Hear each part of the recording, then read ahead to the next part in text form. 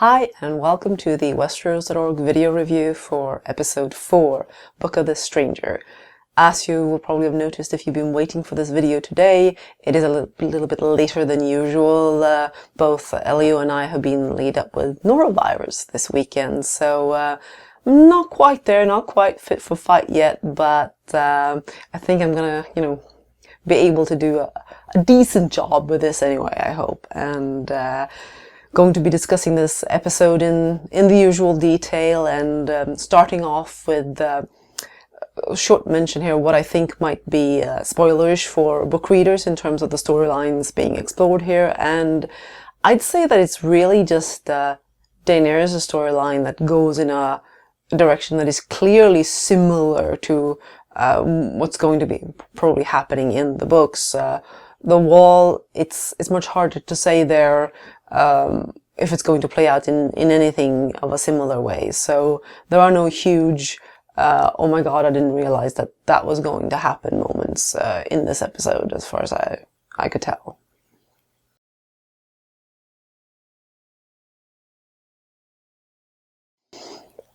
We start off on the Wall, and we see Jon talking to Ed and making his decision that he can't stay on the Wall, and he's motivating this with the fact that his brothers killed him and he can't stick around here. And to be honest, it feels a little sulky, and he's planning to go south, but there's no clear sense of what he's planning to do or anything like that. He's apparently just going to wander off, but he gets interrupted because somebody arrives at the gates of Castle Black, and it happens to be Sansa with Brienne and Pod in tow.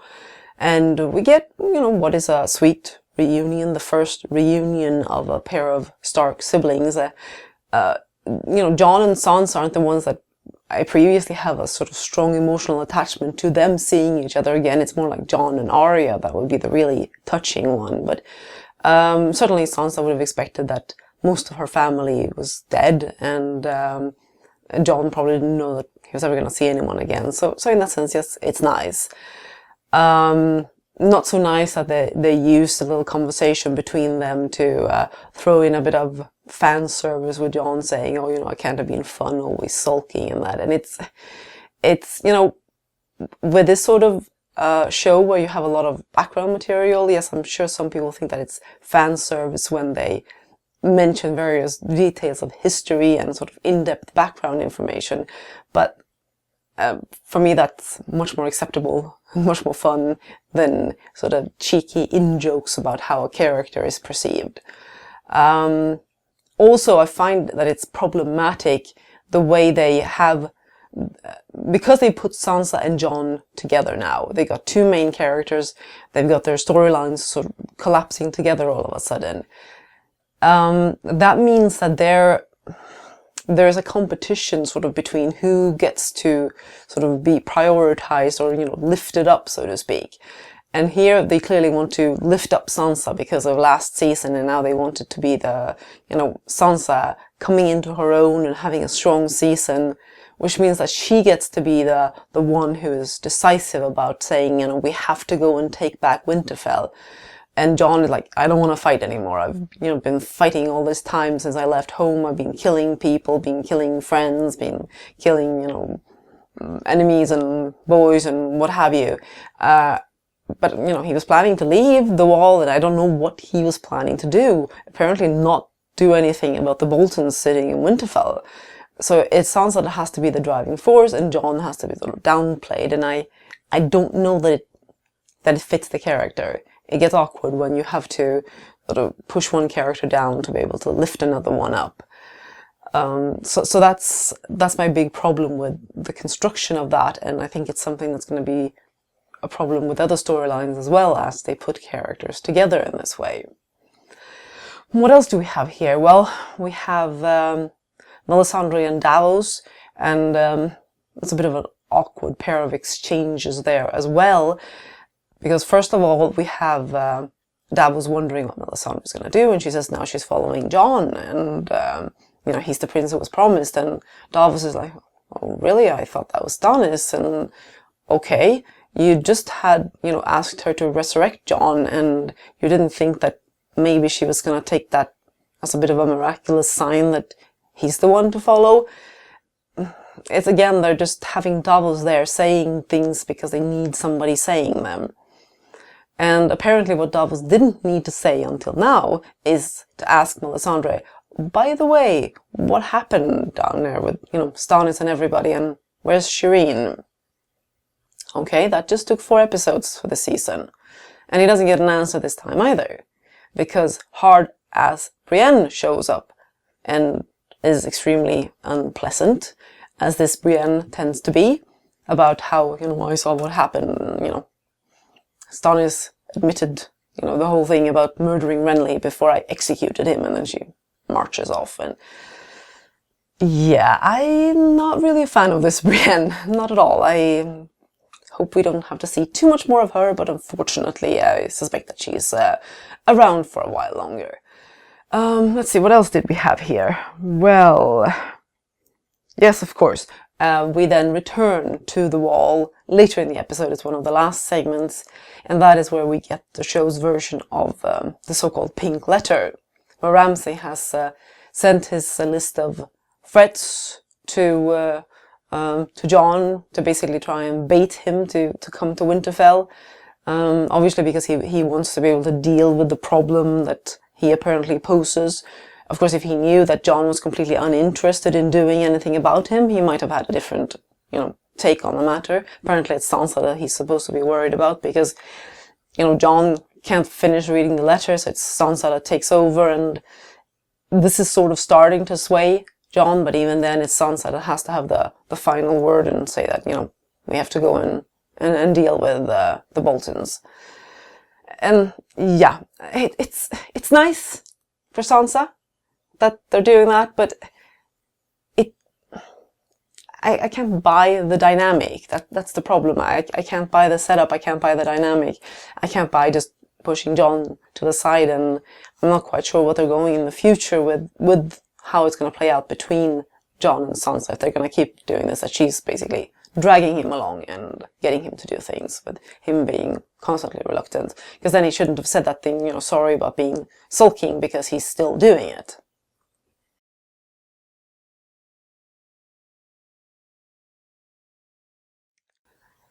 In this episode, we also get to revisit the Vale, where we see Littlefinger showing up to meet the Lord of the Vale and Lord Royce. This scene is about, Sansa having, not ended up with Littlefinger at the fingers as she was supposed to be, and also and Lord Royce is upset about this, and then Littlefinger manages to insinuate that he somehow told the Boltons about the travelling plans and was the cause that she was abducted, which is the story that he's putting about, that they waylaid them and abducted Sansa. But he's also got good news for them. Sansa has escaped, his friends in the north tell him. It's too bad that those friends in the north didn't tell him about Ramsay, apparently, since he didn't seem to know much at all about Roos's lovely little son. But yeah, so it's an okay scene. I don't really like how they're playing Lord Royce. He's played as this rather, blustering fool who's very easily played by Littlefinger. Then again, Littlefinger does play people rather well, and Lord Robin is well on his way to, or continuing down the path of being a full-fledged psychopath, still talking about throwing people out the moon door, and in the end, at least, it turns out that, now Littlefinger has got the Knights of gets him to commit the Knights of the Vale to go and rescue Sansa, and I suspect that it won't take them too long to get to where they need to be. They can probably just teleport along with Littlefinger.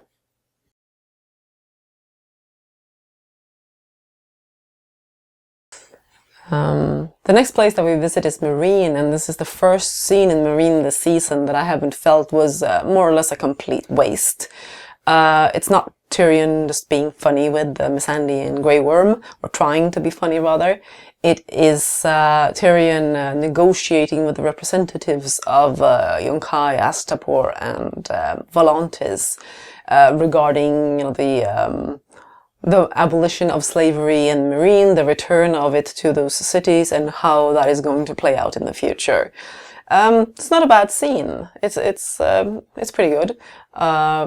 There are some curiosities about the setup, like this Yazan fellow is being used as a representative for Astapor, even though I believe he was a slaver from Meereen, actually.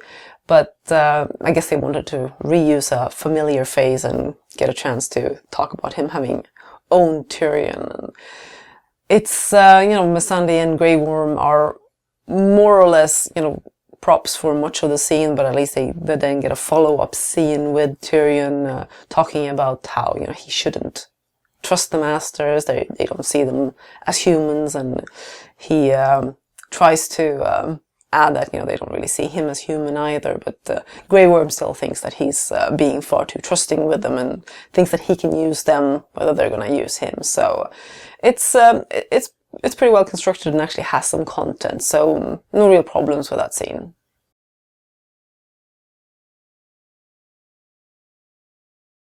Next up was actually Vaes Dothrak, but I decided to skip ahead to King's Landing because I just couldn't wait to talk about one of my favorite things in the whole world, another speech by the High Sparrow. I mean, it's been a whole week since we had one, can you imagine? And actually I think I might have said that last week too, but that's because we've had one of these every week so far this season. And yes, Jonathan Pryce is very good at giving speeches and giving these sort of meaning of life religious speeches. Fine. Do we really need them in every episode? I mean, Marjorie is looking pretty depressed by this point. And, when we move on to Laura's, he's looking like he's had not just one every week, he's probably had one of those every day. So it's no wonder that, he's saying just please let it end.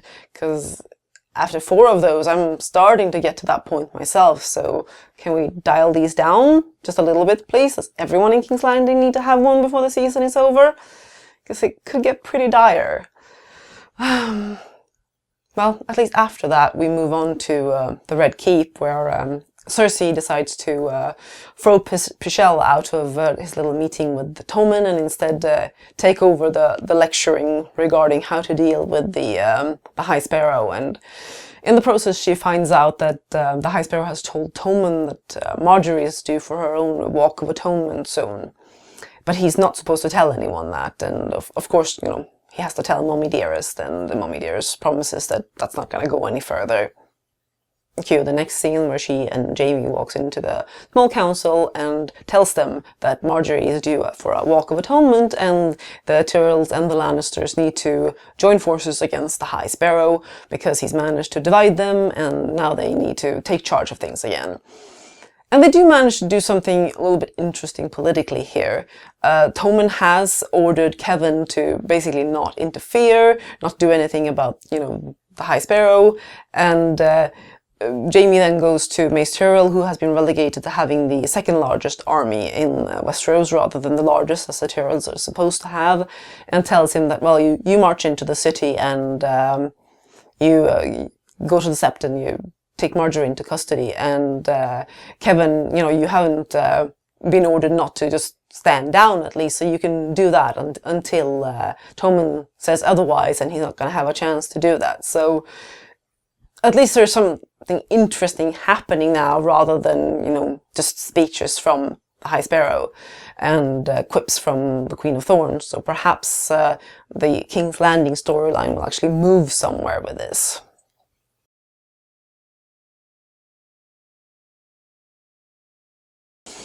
And then we move on to the Iron Isles, where Theon has somehow managed to get passage on a ship to Pike. I suppose he could have sold the horse that he got from Brienne and Sansa or something like that. But because I don't think he could have, impressed on any Ironborn. Hi, I'm actually Theon Greyjoy, and please take me back home. And it seems a bit unlikely now that most everyone thinks he's supposed to be dead. The scene between him and Yara is it's pretty well acted. Alfie Allen remains solid. I mean, he does a good job with the stuff that he's got. And at this point, at least, Gemma Whelan is not as annoying in her portrayal of Yara or the Yara writing is not as annoying as it has been on some other points. It seems like a reasonable exchange here, that she's pretty upset with him for refusing to be rescued, and suspicious that why would he return right now, before the Kingsmoot. Although I understand her saying, you know, you showed up just because you heard about the Kingsmoot, because everyone in Westeros does hear about things as soon as they happen. So the fact that Theon hadn't heard until he came to Pike is pretty extraordinary, so I do understand her concern there.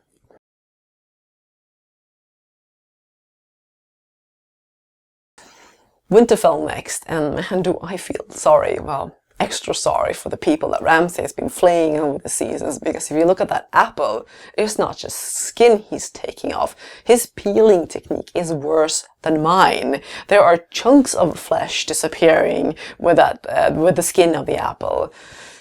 You know, he'd be horrible to have working in a kitchen. There'd be so much wastage. The big point of this scene, of course, is that it's bye-bye Osha. She tries to do the same thing with Ramsay as she did with Theon, sort of seduce her way out of it, pretend that she wasn't really that into the Starks at all, that she was just hoping to sell Rickon to the highest bidder. Unfortunately, Theon told Ramsay all about how it went with her last time, so when she's planning to stab Ramsay, he puts a knife in her throat instead and leaves her to bleed out. So that's it. That was a very short return.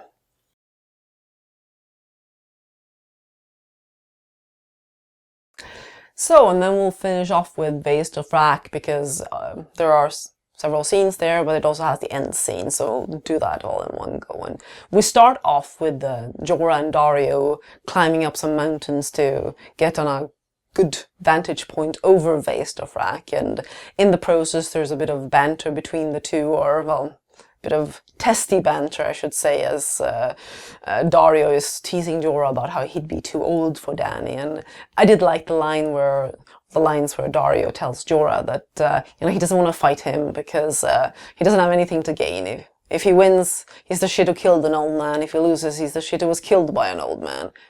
That does feel like a Daario thing to say.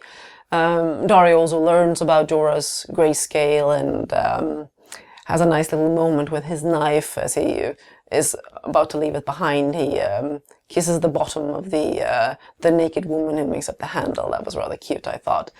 Then they make their way down into Vaes Dothrak and find out that Dothraki have apparently forgotten how they're supposed to have sex. Still seems to appeal to Daario, who wishes he'd been born a Dothraki. Then they get to kill a few people and get chased around town. And then we cut to Dany, who is with the Dosh Khaleen, being, you know, who are talking about how it's much better to be a Dosh Khaleen, they have a voice and all of that. In the process, we get introduced to a Lazreen Khaleesi, or a former Khaleesi. Yes, they made a point in this scene of having one of the Dosh Khaleen saying that it's just foolish old women who say that the Dothraki don't mix their blood with others, that it's stronger, and they've always mixed their blood with others. But the idea that a Khal would make a Lazreen woman that he found hiding in a well his Khaleesi is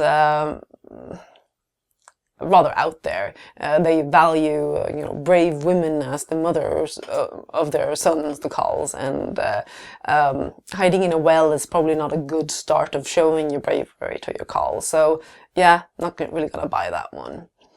Anyway, Dany goes out together with the other young girl, and they run into Jorah and Daario, and apparently Dany doesn't want them to try and fight their way out because she has a plan. And then in the final segment, and I know here I am going to be disagreeing with a lot of people, I'm sure, Dany's plan is, because when she comes to setting her plan into motion, first of all, it apparently turns on her acting very smug in front of all the Khals as they ask her, what they should do with her, basically. And she decides to lecture them about how they're, small men with small plans and no ambitions compared to what, Drogo was promising, and they're not worthy to lead the Dothraki, but she is, and it doesn't really endear her to them, so they start talking about raping her instead and giving their horses a turn and what have you. And no, they're not gonna serve her, she says, they're gonna die, and she starts setting fire to the whole place. And then once the whole thing collapses, she walks out through the doors with her clothing burnt off, but otherwise unharmed, in a nice little repeat of the finale of season 1. And it's all very dramatic, and it's all, very effective visually, but there are a lot of problems with it. First of all, Dany's arc this season so far has been very inconsistent. She starts off with this, whole screechy, attempted imperious thing first with the Dothraki, with the call, and then with the Dosh Khaleen, as she's trying to impress them with her various titles and demanding to be taken here and there, and or promising gifts and what have you. And if she had this plan, or if she's supposed to come to this realization that, well, I'm probably supposed to impress on the Dothraki that I'm the person who's going to lead them, that seems to have just popped into her head at some point after she reaches Vaes Dothrak. And all of a sudden, she moves from screechy Dany to smug Dany, which is a bit better at least, but not the way I would have envisioned such a scene going anyway, with the way I see the character, at least looking at the books. And it seems like a big jump for her to all of a sudden be at the point where, no, I've decided how I'm going to do this, and I'm going to basically kill all of them and reenact a little miracle from season 1. Not sure how she imagined that was going to work, but of course they have decided apparently on the show that she is completely fireproof. Never mind that we know, in the books, that the birth of the dragons was a miraculous event. George has himself said that no Targaryen and no Dany, they're not generally fireproof. It might happen at some point again that she would be fireproof if it's a miraculous event.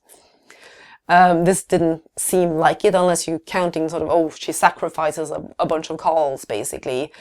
I don't really buy that approach myself. It seems a bit cheap. It seems like they just really wanted to play on that. Like, okay, she had this moment in the first season where she won over Drogo's Khalasar, what was left of it, and now she's gonna win over the rest of the Dothraki with this sort of reenacting this thing. Never mind that there's no dragon or anything present. It's just her setting fire to a bunch of things and walking out there, and no soot or ashes or anything on her like there was last time. It's just somehow her clothes miraculously disappeared in the fire. Although, hey, at least, she decided to not go for a body double, which I think does add to sort of the realism of the scene, at least. That was a good choice, at least, by Emilia Clarke. But I think they could have done a lot better building up to this sort of moment, or having Dany's portrayal this season fit together with coming to this sort of moment. So I'm going to discuss this a little bit more in the final segment, where I talk about what I think how this reflects what's going to happen in the books, because I think there are some distinct differences, and this is part of the reason that I have a lot of problems with the way they decided to play this out, regardless of how impressive it looks.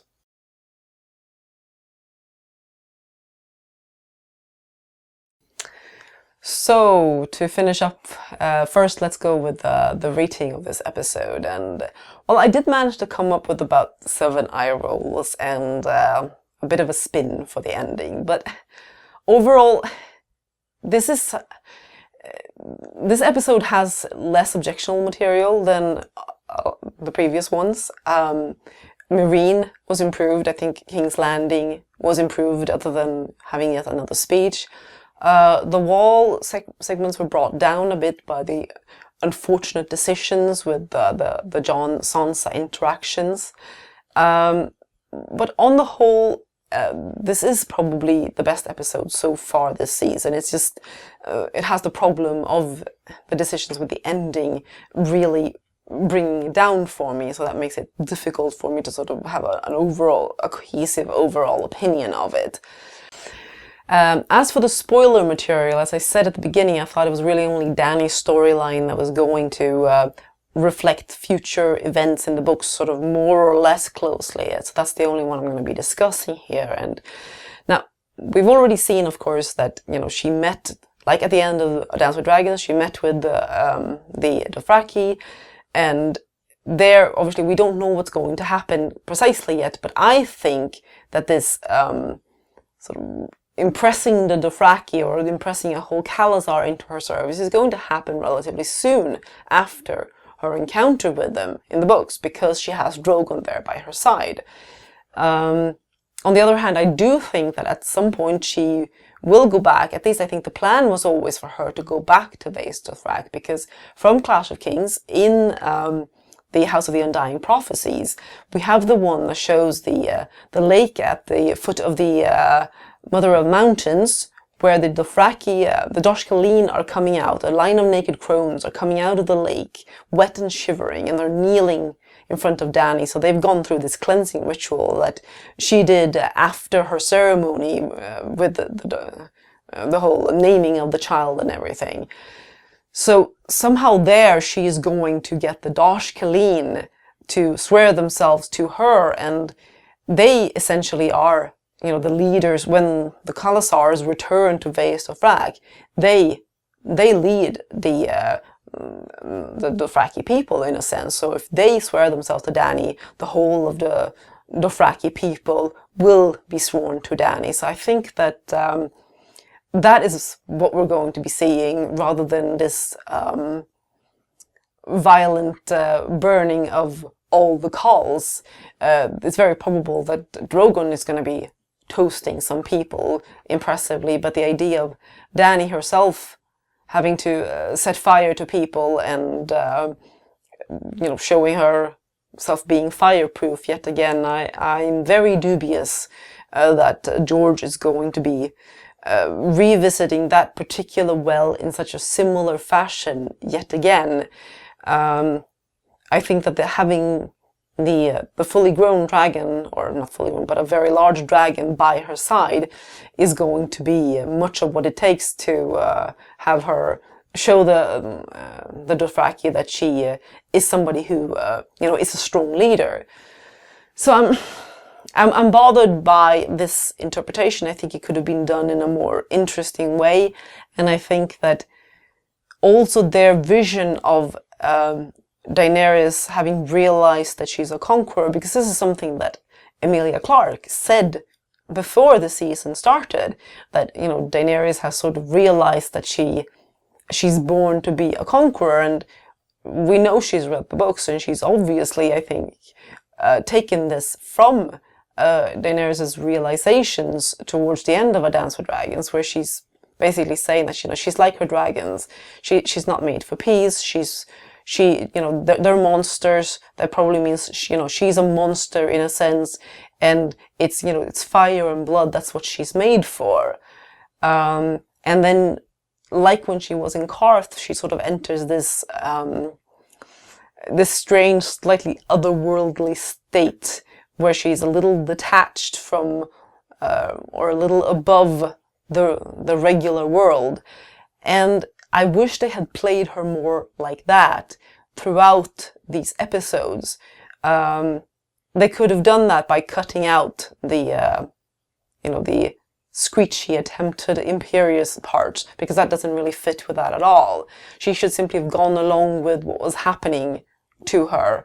And then, if they still wanted to do this big thing with, you know, the burning of the Dosh Khaleen temple, and have that be the moment that shows to Dothraki that she's the one to follow, it should have been done with her at this more otherworldly state of being, rather than the slightly smug interpretation that seems to come across.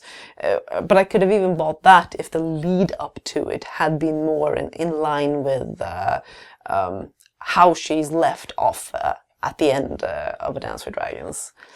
So that's why I find this approach disappointing, and I think that it does to some extent mirror the way that she will become the new leader somehow of a sort of unified Dothraki nation in a sense.